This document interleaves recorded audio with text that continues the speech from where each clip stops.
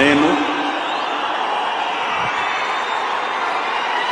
కొణిదెల పవన్ కళ్యాణ్ అనే నేను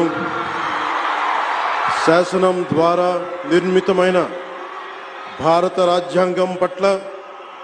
నిజమైన విశ్వాసం విధేయత చూపుతానని, భారతదేశ సార్వభౌమాధికారాన్ని సమగ్రతని కాపాడుతానని, ఆంధ్రప్రదేశ్ రాష్ట్ర మంత్రిగా నా కర్తవ్యాలను శ్రద్ధతో అంతఃకరణ శుద్ధితో నిర్వహిస్తానని, భయం గాని పక్షపాతం గాని రాగద్వేషాలు గాని లేకుండా రాజ్యాంగ